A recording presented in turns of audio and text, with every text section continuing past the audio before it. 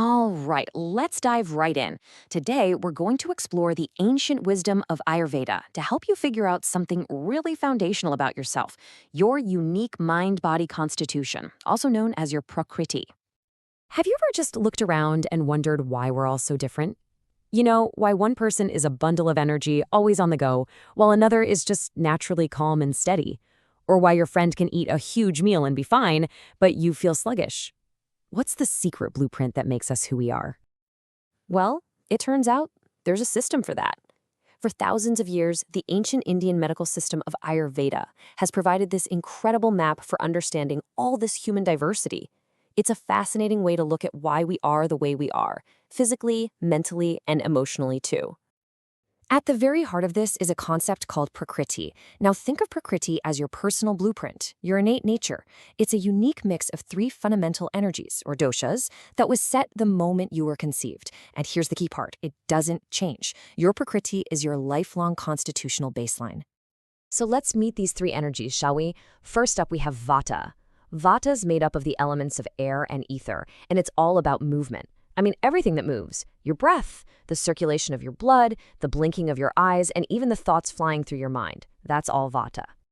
So what does a Vata-dominant person actually look and feel like? Well, they tend to have a light, thin frame. Their skin and hair might be on the drier side, and their energy, it's all about bursts. They get these amazing flashes of inspiration and can get a lot done, but they can also burn out pretty quickly. Mentally, they're incredibly creative, quick thinkers, and super talkative, but because their minds move so fast, they can sometimes tip into worry and anxiety when they get out of balance. Next up is our second dosha, Pitta. This one is the principle of transformation. It's this powerful combination of fire and water. Pitta is in charge of digestion and metabolism, all the chemical reactions in the body. You can think of it as the energy that digests not just food, but ideas and experiences, turning them into fuel. Pitta-dominant people usually have a medium muscular build, and their digestive fire is strong. This means they have a big appetite, and when they're hungry, they need to eat now. Their energy is super focused and driven. These are your goal setters. Mentally, they have sharp minds, they're confident, and they make great leaders. But that fiery nature also means they tend to run warm, and if they're out of balance, that fire can turn into irritability or anger. And that brings us to our third and final dosha, Kapha. Kapha is the principle of structure. It's formed from earth and water, and it gives the body its physical form, its stability, and its strength. It's basically the glue that holds us all together. A Kapha-dominant person often has a really solid, strong frame. Their skin tends to be smooth and oily, and they're often blessed with thick, lustrous hair. Unlike Pitta, their digestion is slow and steady, which means they can usually skip a meal without much drama. Their energy is like a marathon runner. It takes them a little while to get going, but once they do, their stamina is just incredible. Mentally, they are calm, loyal, and super thoughtful. The flip side is, when they're imbalanced, that stability can turn into a bit of laziness or resistance to change. Okay, so now that we've met the whole crew, Vata, Pitta, and Kapha, it's time for the fun part. We're going to do a quick self-assessment to help you get a sense of your own unique constitution. Now listen up, because this is super important. When you answer these questions, I want you to think about what's been consistently true for you for most of your life, not how you feel this week or even this year. We're trying to find your baseline, your unchanging Prakriti. You ready? First up, your body frame.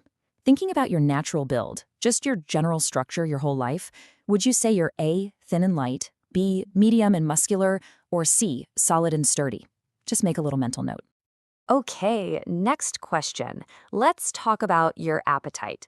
Is your hunger typically A, kind of irregular, it comes and goes, B, really strong and urgent, like you can't miss a meal, or C, pretty slow and steady, you can take it or leave it?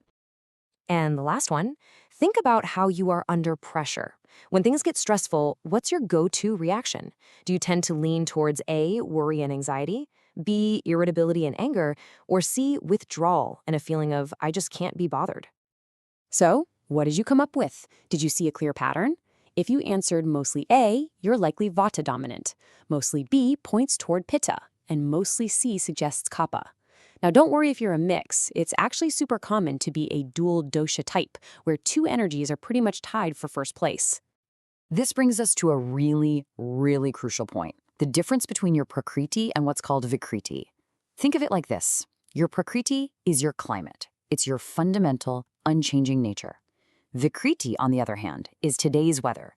It's a temporary imbalance caused by things like stress, diet, or even the seasons. So maybe your Prakriti is calm kapha, but after a really stressful week, you're feeling anxious. That's a temporary Vata imbalance, a Vikriti. It's not who you are at your core. So you might be thinking, okay, this is interesting, but why does it actually matter? What's the real benefit of knowing your Prakriti? Well, this ancient quote really gets to the heart of it. See, Ayurveda isn't just about fixing you when you're broken. It's a proactive system for staying healthy in the first place. And knowing your Prakriti is step one. It's about understanding what your specific system needs to thrive.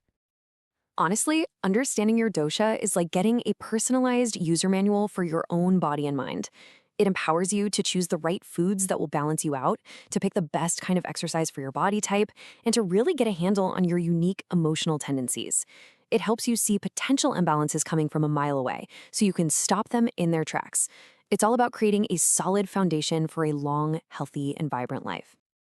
So as we wrap this up, you now have a basic map to your own inner world. The question isn't just, what am I? It's, what do I need to feel my best? With this knowledge, you can start making small choices every single day that truly honor your unique nature. So, where will your journey to balance begin?